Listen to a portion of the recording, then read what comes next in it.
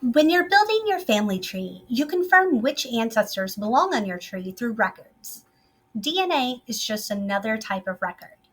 We're going to review how to use two of FamilyTreeDNA's Family Finder tools, our recently updated matrix, and the Chromosome Browser, so that you can use DNA as a record to not just confirm the ancestors that are in your tree, but also identify which ancestor each Family Finder match shares with you. You're going to do this through triangulation. Triangulation is a really big word for what's actually a really simple process. It's the process of identifying a common ancestor by finding three or more people who all share the same segment of DNA. You get half of your autosomal DNA from each parent. They got half from your grandparents, who got half from your great grandparents, and so on.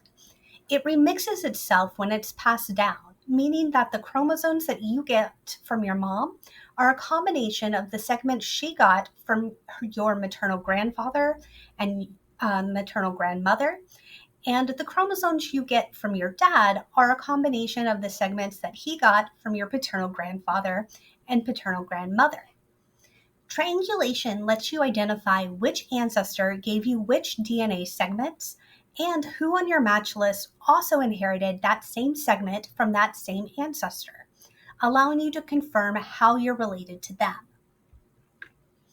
There are three main steps to follow to identify that ancestor. First, you're going to create a group of matches to compare. We'll look at which tools you can use in order to form that group. Second, you're going to use the matrix to identify how the matches in your group relate to each other. And third, you're going to get solid proof that the matches in your group all share the same ancestor with you and each other through the Chromosome Browser. First, you'll need to put together a group of matches to compare. There are a number of tools to use on your Family Finder match page to help you select matches you'll more easily find success with. Pick one match that either you have confirmed how you're related or you already have a hunch about how you're related. In this example, I'm using my dad's results, and I've chosen a match who I've confirmed our connection with. The match's last name is Bohannon, which is also the last name of my second great grandmother on my dad's maternal side, and we're related through that ancestor's parents. When you decide which match to start your comparison group with, check the box next to their name off to the left. This saves them to your comparison group in the little bar at the bottom of the page. Next, you'll click on the icon on the right side of the match that looks like an outline of two people, and then you'll select the In Common With option from that menu. The In Common With search will give you a list of matches that match both you and the match that you started with. So in my example here, my dad has 538 matches that are in his list and are also in our Bohannon cousins list. So how do you pick which of those 538 matches are going to be the best to add to your group? Well, you can see that there's a pink icon next to the match's name that corresponds with the icons up at the top of the matches list.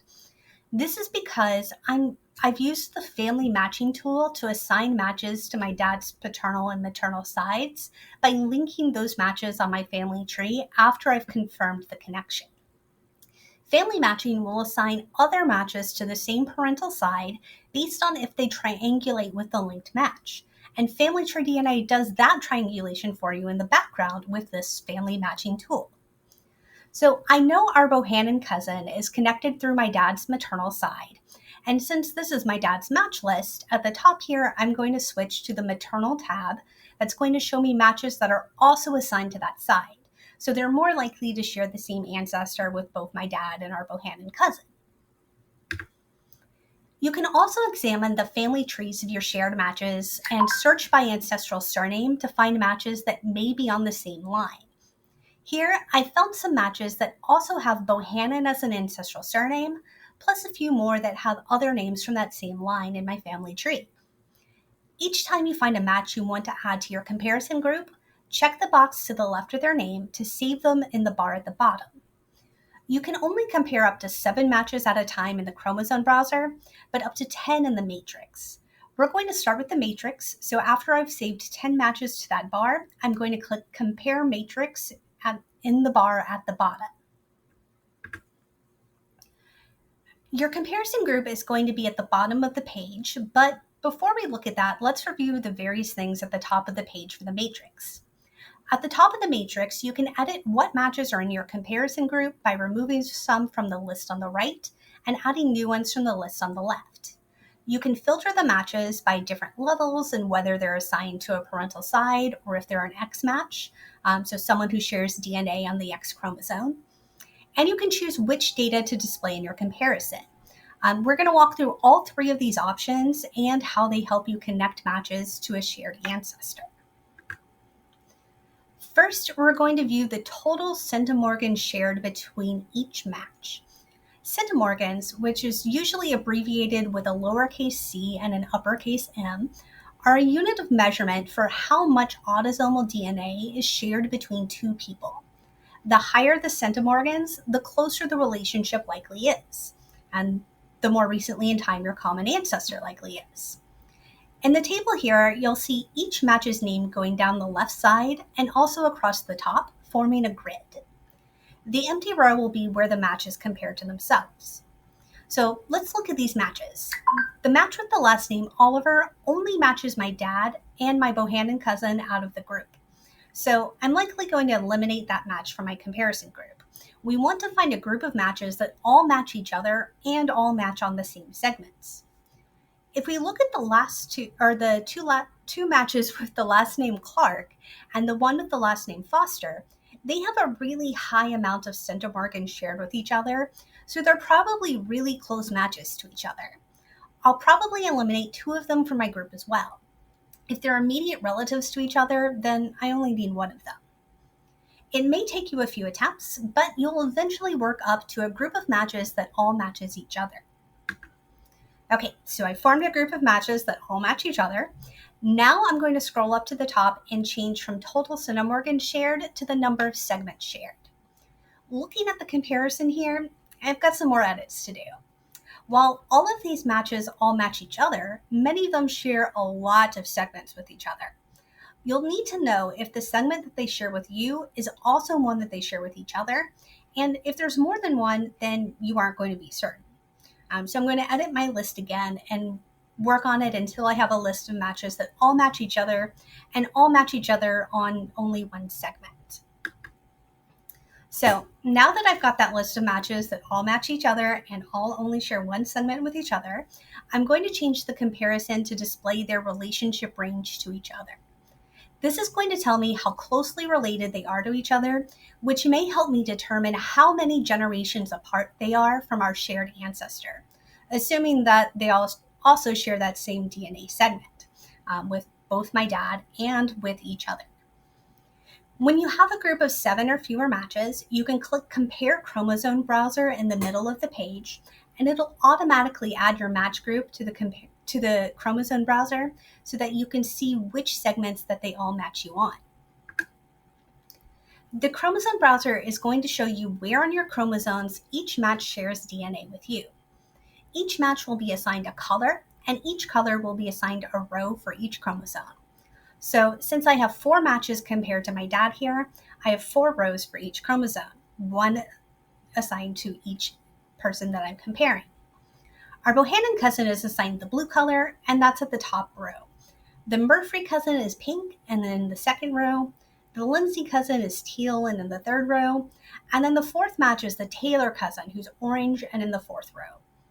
Now, it doesn't matter which chromosome your matches overlap with you on. What matters is that you have a chromosome where you all match in the same spot. And it doesn't have to be a perfect overlap either. Some segments may be a little longer or shorter than others, but that's okay as long as the overlap is of a decent size. Typically, you'll want at least 10 centimorgans or greater. All of these matches overlap on chromosome 15 with my dad, and it's a good sized overlap too. So I know that they all match each other and they all match each other on just one segment. So I know it's this one segment here. And now I have solid proof that they all share the same ancestor with each other and me, or my dad. And since I know which ancestor my dad shares with our Bohannon cousin, I know that the other 3 matches will either share the same ancestor or will share one a generation or 2 above on our family tree. So I narrowed that down to what names I need to look for in the trees that my matches have shared. And with the Taylor cousin match for my comparison group, I was able to find a shared ancestor on that Bohannon line in their family tree, connected with records. So now I've identified how I'm related to a previously unknown match, and I have solid proof of that connection with DNA as well as with records. Now I can link this confirmed match on my family tree, and then they can help me identify more matches that I don't yet know how I'm related to. If you already have Family Finder results, sign into your account at FamilyTreeDNA and use these 2 tools to start identifying your connection with your matches. If you don't have Family Finder results yet, you can purchase a test, or if you've tested at Ancestry, 23andMe, or MyHeritage, you can transfer your raw data to FamilyTreeDNA for free and unlock the tools for a low cost. Be sure to check out the special pricing linked here in our virtual booth, available for a limited time for RootsTech attendees.